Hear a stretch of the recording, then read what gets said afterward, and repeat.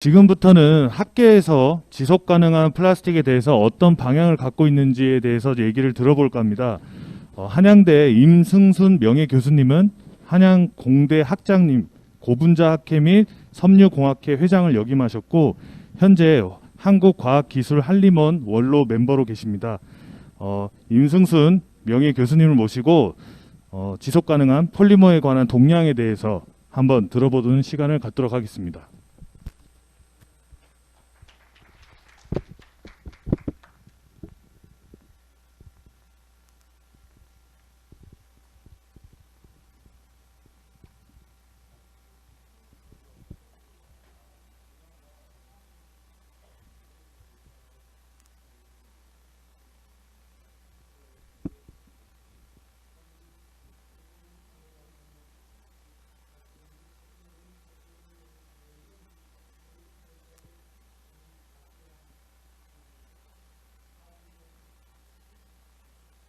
회의가 있었습니다. 그래서 거기에서 일부 제가 발표한 내용과 아주 극히 최근에 9월 달에 각종 자료를 서스테이너블 폴리머 또는 바이오 플라스틱 또는 그린 폴리머라고 하는 이런 것들에 대한 그 여러 가지 그 리뷰 페이퍼들을 조금 버무려서 오늘 좀 말씀드릴까 이렇게 생각을 하고 있습니다. 자, 그 전에 앞서서요. 제가 이제 오늘 말씀드릴 내용은 이렇습니다. 그래서 이 내용이 굉장히 좀 의욕적으로 좀 많이 만들어 가지고 좀 강연 시간이 길어지는 거는 좀 하여튼 피하겠습니다. 피하지만 여러분들이 그냥 읽어서 알 수 있을 정도까지 제가 좀 자세하게 정리를 했습니다. 그 전에 앞서서 사실은 이 그린 뭐라고 그랬죠? 그린 플라스틱 연합 이런 것들이 굉장히 제가 1993년도에 처음에 바이오디그레이더블 협회라고 하는 것을 처음 만들어 가지고 지지부진하다가 이제 그 KBPA라고 하는 KBPA라고 하는 코리아 바이오 플라스틱 어소시에이션이라고 하는 게 지금 이렇게 되어 있는데요. 이런 것들이 쭉 되어 있습니다. 여기 99년서부터 원래는 93년입니다. 이래가지고 이런 것들이 쭉 왔고 주요 산업은 뭐 아마 사업은 비교적 지금 우리 이 그린 플라스틱 연합과 하는 것과 거의 비슷할 겁니다. 중간에 또 삼성 계열의 삼성 정밀화학에서 전에 잘 아시다시피 이래화학이라는 것을 인수를 해가지고 크게 한번 또 연합회를 다시 만들었다가 뭐 좀 말썽이 붙어서 중간에 좀 스탑이 된 그런 일도 있습니다. 그리고 이제 2016년도에 팬 패시픽 바이오 플라스틱 얼라이언스라고 하는 그런 것들이 지금 모임이 형성이 돼서 지금 우리 한국의 KBPA라고 하는 것이 이게 거기 멤버로 활동을 하고 있습니다. 이게 뭐 주요 회원사는 이렇게 되어 있는데 별로 인기가 없어서 많은 그 회원들이 별로 없습니다. 그리고 제가 뭐 아직까지도 그냥 고문이랍시고 이렇게 하고 지금 있고 회장은 인하 공전의 진인주 총장께서 회장을 지금 하고 계십니다. 그래서 여러 가지 그런 최근에 뭐 실제로 실험도 좀 해서 결과도 좀 내고 그러한 일들을 했습니다. 그래서 가능하면 이런 그린 플라스틱 연합과 같이 연계가 돼서 같이 좋은 방향으로 이런 것들이 좀 발전이 되면 좋겠다 이렇게 생각을 합니다. 그래서 그 국내 바이오 플라스틱의 이정표라고 아까 1993년도에 한스 프로젝트라고 하는 정부 프로젝트가 있었습니다. 아마 여러분들이 아실는지 모르지만 이거의 최초 시초는 제가 피넛 루스필이 있습니다. 그렇죠? 이 땅콩 모양으로 해서 그 스티로폴로 해가지고 뭐 외국적 기계를 사온다든지 하면 그 채우는 그런 루스필이 있는데 그걸 처음으로 그 한스 프로젝트에서 하면서 사실은 이 바이오 플라스틱이라고 하는 것이 처음에 스타트가 되지 않았나 제가 그렇게 생각합니다. 그렇게 하고 중간에 여기 ICBP라고 하는 것이 있습니다. 인터내셔널 컨퍼런스 바이오 플라스틱이라고 해서 2013년도에 제가 사실은 14년도에 정년 퇴임을 하게 돼 있어서 그때 그 외국 친구들이 한국에서 와서 이걸 좀 했으면 한다 그래서 이걸 했습니다. 근데 정년을 하고 나니까 한양대학에서 한 5년쯤 뭐 석자 교수로 조금 더 있어달라고 그래서 이제 그만둔 지는 뭐 얼마 안 됩니다만 그렇게 돼 있습니다. 그래서 여러분들이 아마 쭉 보시면 아시겠지만 아주 굉장한 그 역사를 가지고 있습니다. 또 하나는 아까 이제 말했지만 2020년도 작년 올해 이 팬데믹이 생기면서 다 온라인으로 주문을 하니까 뭐 어마어마한 그 플라스틱 쓰레기가 나와서 더더군다나 더 문제가 되고 있습니다. 뭐 이제 그런 것들을 좀 해왔습니다. 자, 그래서 이제 저는 이렇게 이제부터 제가 얘기하려고 하는 것들을 했는데요. 아까 이제 우리 그 오데리의 이 원장님도 말씀을 하셨고 뭐 합니다만 플라스틱이라고 하는 것은 굉장히 경량이고 가공성이 우수합니다. 그래서 여러분들이 뭐 과거에 다 또 레질리언스 앤 듀어러빌리티 그리고 회복 탄성 그다음에 또 내구성 사실은 그래서 과거의 플라스틱의 연구라는 것은 모두 다 그런 쪽으로만 연구가 됐었어요. 그러다 보니까 이제 그때 이제 여러분들이 잘 아시는 플라스틱의 가장 큰 거장이라고 나타라고 하는 사람이 뭐라고 그랬냐면 1960년대는 어떻게 됐냐 여기 있습니다. 어드밴티지 챔피언 또 그다음에 디 에이지 오브 플라스틱스 그러니까 플라스틱의 시대가 왔다 이렇게 얘기를 했습니다. 또 여러분들이 아마 졸업이라고 하는 영화를 보셨는지 모르겠습니다만 67년도 이때 영화입니다. 더스틴 호프만하고 내가 여배우 이름은 모르겠지만 그 친구가 하버드 수석으로 졸업을 하는데 삼촌이 와서 너 작년은 앞으로 어떻게 할 거냐 그러니까 아직 생각이 없다. 그러니까 그 삼촌이 내가 완모드만 하겠다. 근데 플라스틱이라고 하는 말을 너 플라스틱을 한번 해봐라. 이렇게 하고 하는 그런 영화가 있었습니다. 그래서 플라스틱이 꿈의 소재라고 이렇게 돼 있는데 최근에 와서 여기 적어놨습니다. 이제 우리 인간들한테 참 골칫거리가 돼버렸어요. 그렇죠? 아주 지금 대단한 골칫거리가 됐습니다. 그래서 세계적인 그 생산량이 급증되고 폐플라스틱이 일어나가지고 이제 한 63억 톤 정도가 바깥으로 매립이 되거나 또는 환경 유출이 되어져 있습니다. 그래서 제가 지금 오늘 강조를 하고 싶은 것은 바로 이런 얘기입니다. 현대 과학이 직면한 가장 큰 도전이라고 하는 것은 이미 벌써 인간이 한계를 넘어서서 쇠퇴한 생태계를 복원하면서 지구에서 지속적으로 생존할 수 있는 방법을 강구해야 된다. 이게 아까 탄소 제로도 마찬가지고 여기 지금 폐기물 관계도 단 똑같은 문제라고 생각합니다. 따라서 그러면 앞으로 어떻게 하면 소위 얘기하는 아주 낙관적으로 이 플라스틱 시대로 참 이 20세기의 플라스틱 문명 시대라고까지 불려졌는데 그걸 다시 한번 영광을 누릴 수 있는 그런 기회와 방법을 여러분들이 연구하고 또 그러한 제품을 만드는 것이 이게 대단히 중요하다. 제가 오늘 강조드리고 싶은 것이 바로 그겁니다. 그래서 지금 현재 그럼 우리가 Are we on the right path to do so? 우리가 과연 지금까지 해온 일이 과연 바른 길에 서 있느냐 하는 것들을 여러분들이 조금 좀 한번 생각 한번 해보실 필요가 있다 이렇게 생각합니다. 그래서 나머지 쭉 해서 아까 말씀을 드렸습니다. 우리 특히 이 원장님께서 오데리의 원장님께서 교토 프로토콜도 말씀하시고 다 했습니다. 그런데 제가 또 이제 하나 또 굉장히 또 궁금했던 것은 왜 서스테이너블이라는 말이 나왔고 그걸 지속 가능하다라고 하는 한국말로 이게 번역이 되었는지 이게 굉장히 제가 궁금했습니다. 근데 지속 가능한 서스테이너블이라고 하는 말이 쓰이게 된 것은 1970년대 후반 특히 1982년도에 이제 처음에 나타났는데 원래 그것은 불란서 어중에 수테니라고 하는 불어가 있는데 거기에 지지 원래 사전을 보면 지지한다라든지 또는 유지한다라는 말밖에 없습니다. 근데 그게 왜 지속 가능한이 됐느냐?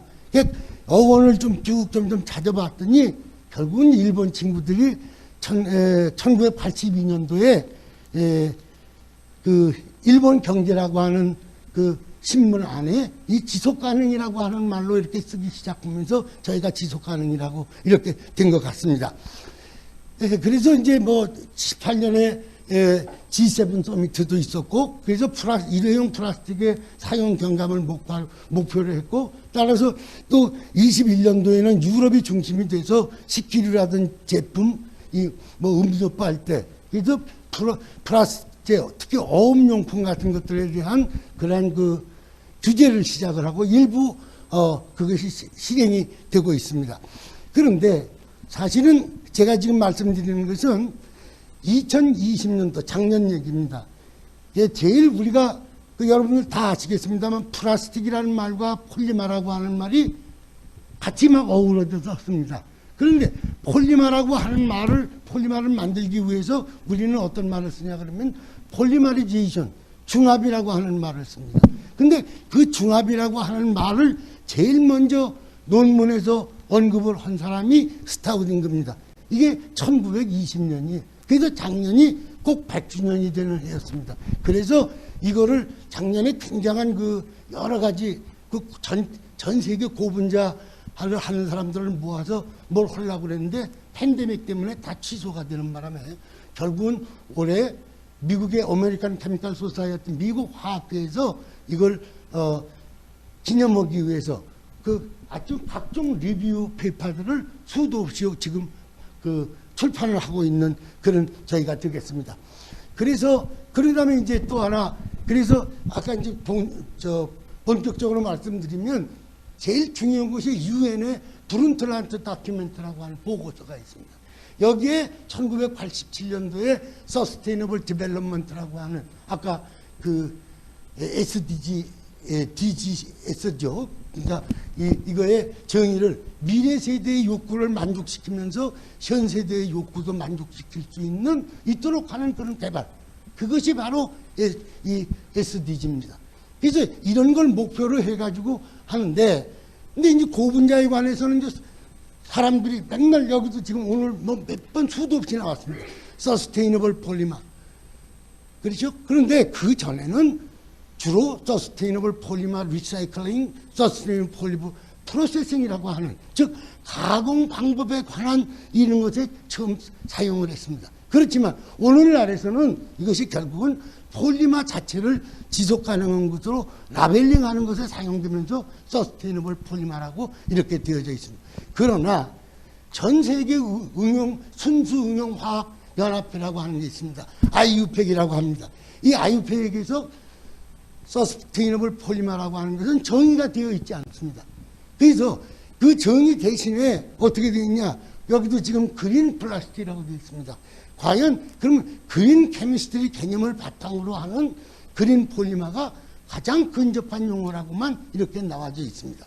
그래서 지속 가능한 고분자 재료라고 할 수 있고 환경 적합성 고분자와 같은 의미를 갖는다 정도밖에 되어져 있습니다. 그럼 환경 적합성 고분자라는 것은 Environmental Comparable Polymer라고 이렇게 지금 얘기를 하고 있습니다.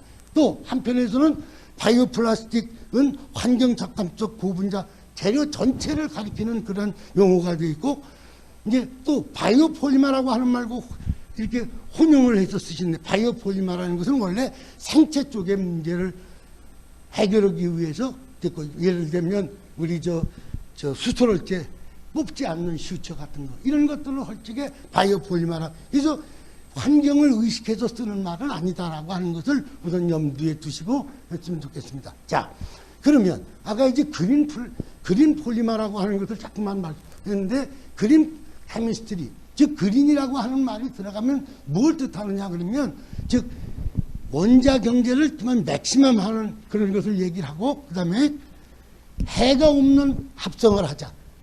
또 이건 그 다음에 어떻게 됐습니까? 이걸 쓰려면 가공을 하려면 용제도 쓰고 뭐 여러 가지 조제를 쓰는데, 그런 것들을 좀 더 보다 안전한 것들로 쓰자, 이런 얘기죠. 그 다음에 아까도 나와져 있습니다만 분해를 위해서 디자인을 새롭게 하는 이런 것들을 토탈로 되어져 있을 때 이것을 우리는 그린 케미스트리라고 정의를 합니다. 그래서 이런 거에 맞췄을 적에 우리는 과연 그린 플라스틱이라는 말을 아주 용기 있게 쓸 수 있다. 저는 이렇게 생각을 합니다. 자, 그 다음에 이제 서큘러 케미스트리라는 것이 많이 나왔습니다. 근데 이거는 그린 케미스트리라는 것이 좀 약간 애매모호하고 하기가 조금 어렵습니다. 그래서 이 그린 케미스트리의 대안으로서 개념화가 되어져 있고, 목표는 제품의 전 생명 주기를 고려해서 최고의 값어치와 그 유틸리티로, 저희가 빠졌네요. 유틸리티로 제품을 유지하는 것. 이런 것들이, 그래서 결국은 어떤 얘기냐. 아까 우리 환경부에서 나오신 분도 얘기를 했지만, 폐기물이라고 하는 것은 그냥 단순한 폐기물이 아니고, 여기 중요한 것이 무엇이냐 그러면, 웨이스트를 우리가 원료로 회수해서 사용하자 하는 것. 그것이 바로 서큘러 케미스트리고 서큘러 이코노미입니다. 그래서 그런 것들 개념이 없는 채로 이제 서큘러 이코노미라든지 이런 말들을 쓴다는 것은 어불성설이다. 제가 감히 말씀을 드릴 수 있습니다. 그래서 여기 다시 한번 강조를 하면 이 플라스틱 웨이스트를, 그렇죠. 그래서 고분자 생산을 위한 원료로서, 공급 원료로서 이 발전시키는 것. 이게 바로 그 서큘러 이코노미다. 이렇게 제가 하겠습니다.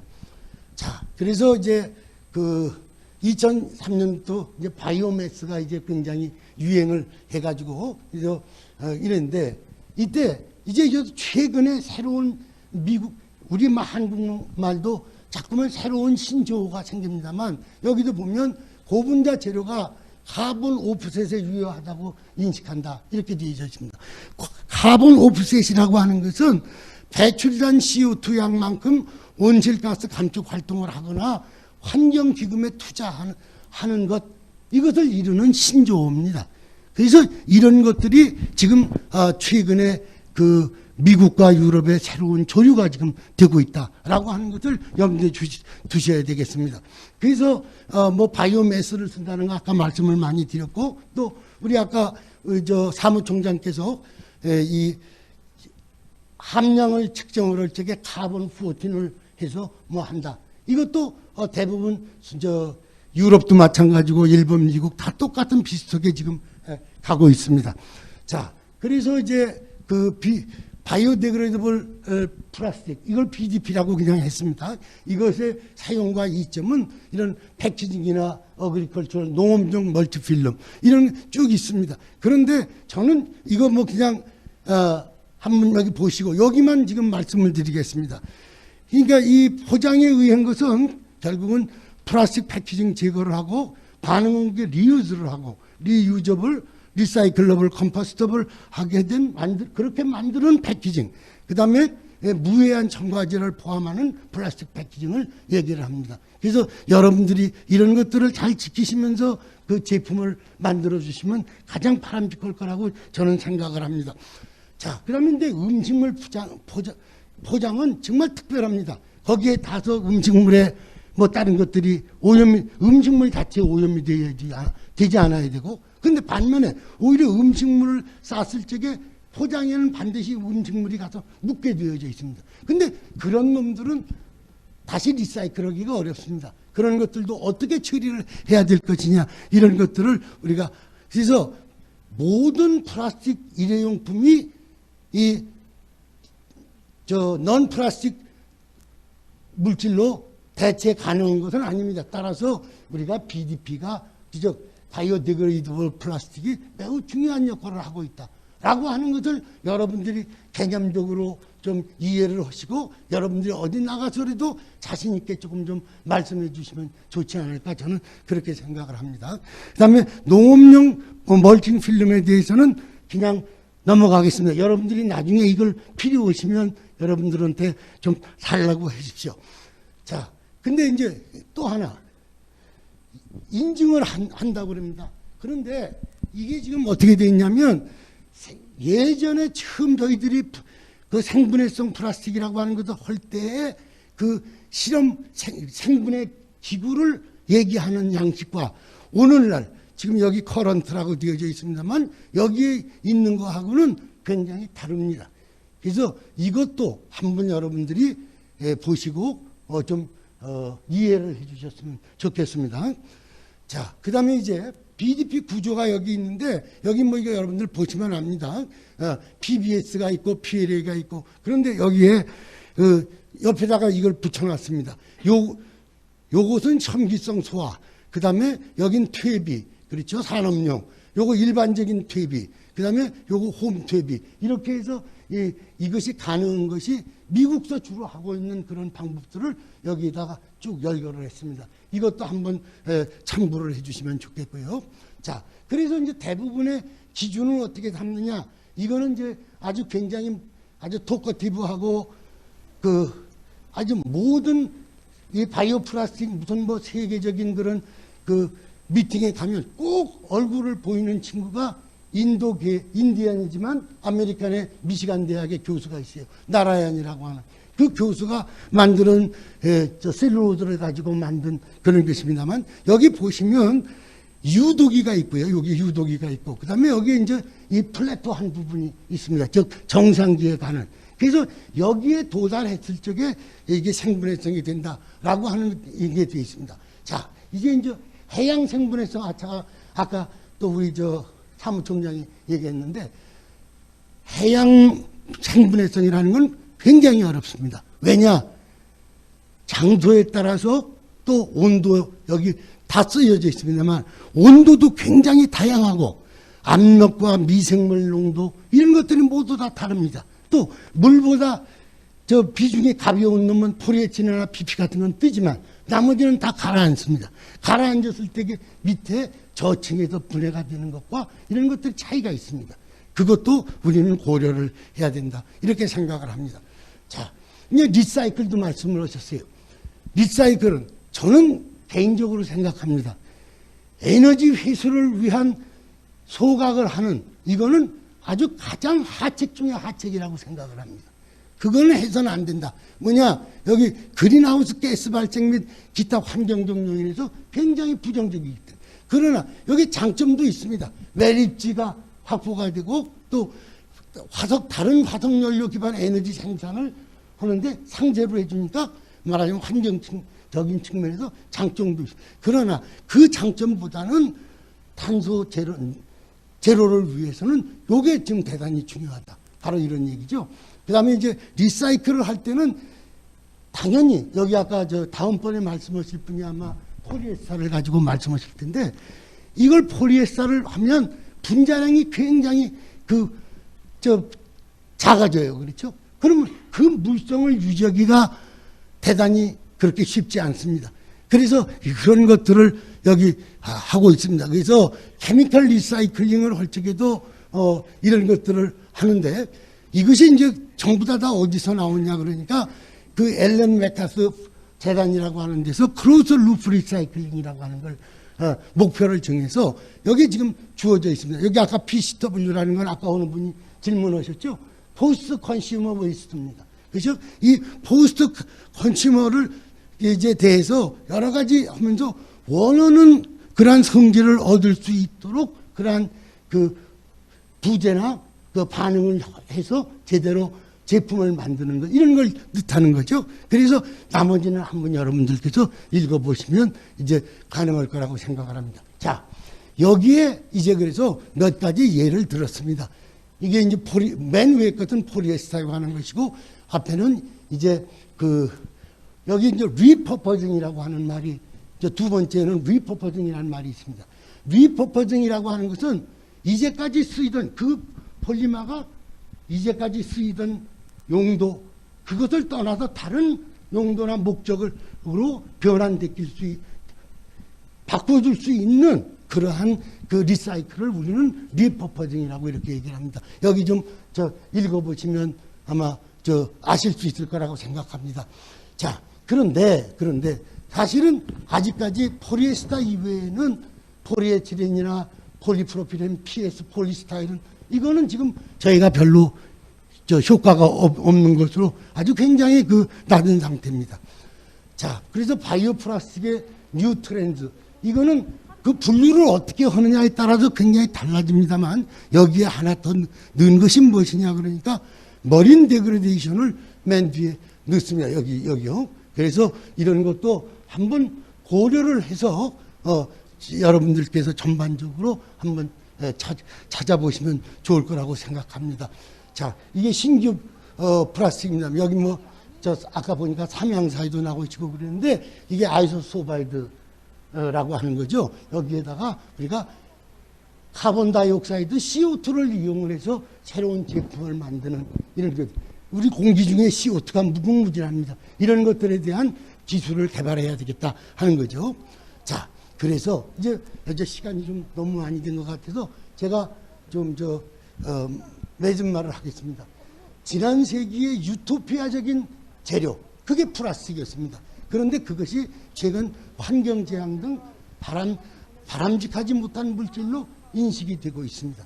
그래서 세계 각국의 정부 주관 단체들이 폐플라스틱 문제에 대한 적절한 해결 방안의 제시와 실행 요구에 이제 직면하고 있는데, 많은 고분자를 연구하는 사람, 또 산업에서 활동하시는 여러분들이 지속 가능한 고분자 개발에 노력을 경주하고 있고, 그 다음에 바이오디그레이더블 플라스틱을 포함하는 바이오 플라스틱, 이거는 우선 일단은 이제까지로서는 서스테이너블 머티리얼임을 우선 실질적으로 입증이 되고 있습니다.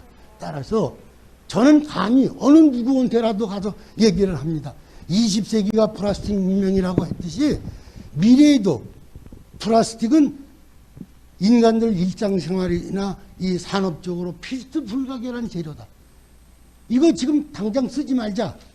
이거 아마 그러면 난리가 날 겁니다. 여러분들이 아침에 눈 뜨셔가지고 밤에 잠자리에 들으실 때까지 여러분들 손에 접하고 있는 80%의 물질이 전부 다 플라스틱입니다. 그러니까 그래서 이런 것들을 우리가 다시 해서 제가 감히 플라스틱을 사용하지 않는 시대는 결코 오지 않을 것이라고 단언을 하지만, 그래도 새로운 과학기술을 도입하고 연구를 해서 물리, 화학, 생물 어떤 거 좋습니다. 좀 융합을 시켜서 지구 환경의 부하를 최소화하는 제조 방법과 사용 후 폐기 처리를 고려해서 생활 속에서 아주 오랫동안 사용하고 이용해야 할 중요한 소재라고 여러분들이 느끼셔야 되고, 그것들을 여러분들은 노력을 하셔야 됩니다. 경청해 주셔서 감사합니다.